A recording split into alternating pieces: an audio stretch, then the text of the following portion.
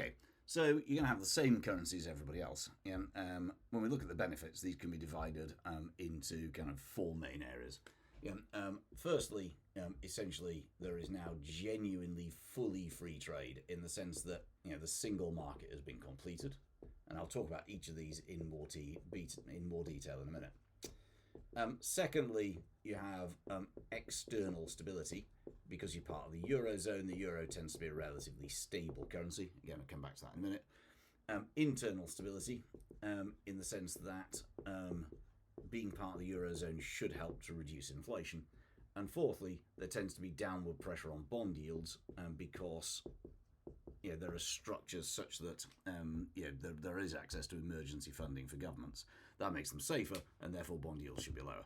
But let's take each one of those in turn. So if we take the first one, I was saying earlier that obviously if you're Poland, you don't really have a complete single market on the basis that if you trade with Germany, then you've got to convert zloty into into euros, and likewise the Germans have to convert euros into zloty.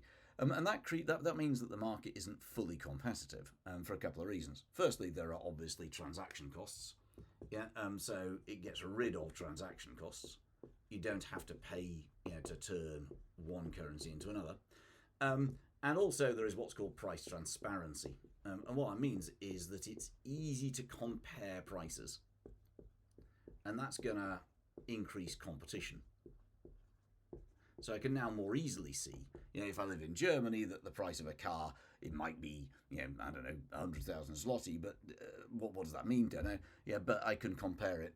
If they have the euro, then I can easily compare those prices, and therefore make a decision to go and buy in Poland. But the most important point, is there is a decrease in currency risk.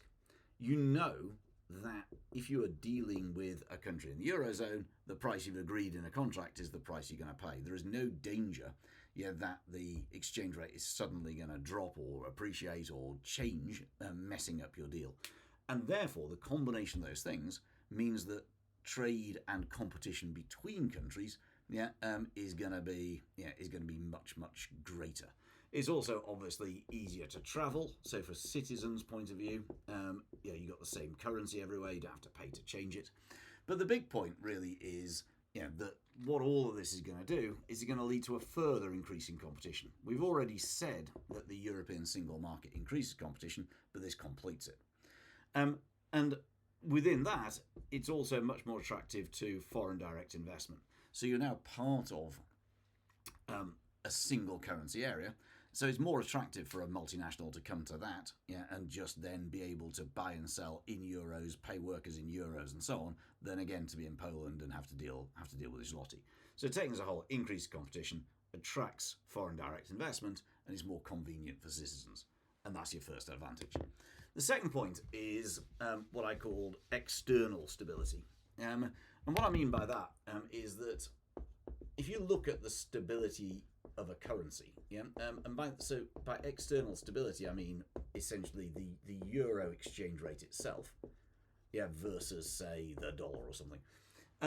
The euro is a very, very big currency. There's trillions and trillions and trillions of euros.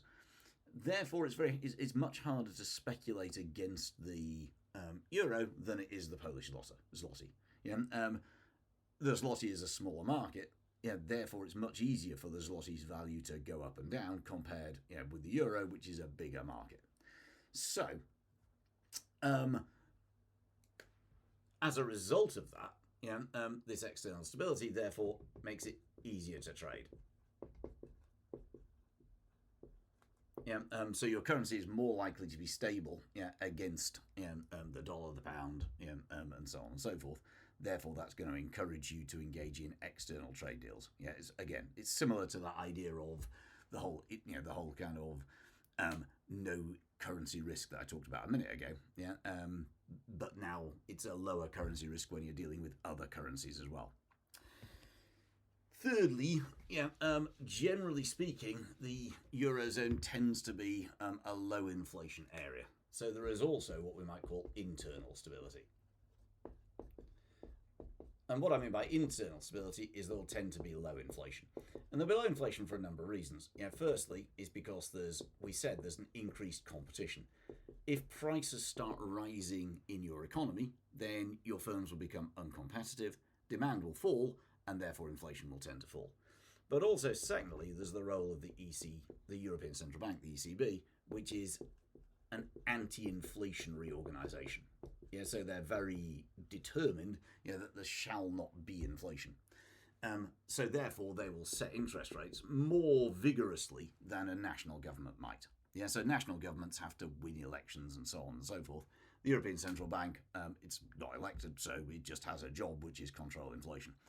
So if you're part of the Eurozone, the loss of control of monetary policy means that domestic politicians can't be tempted to mess about with interest rates for political purposes, and again, therefore, inflation is likely to be lower. And lastly, if you join the Eurozone, it's usually good for it's usually good for government borrowing. It's likely that your bond yields are going to fall.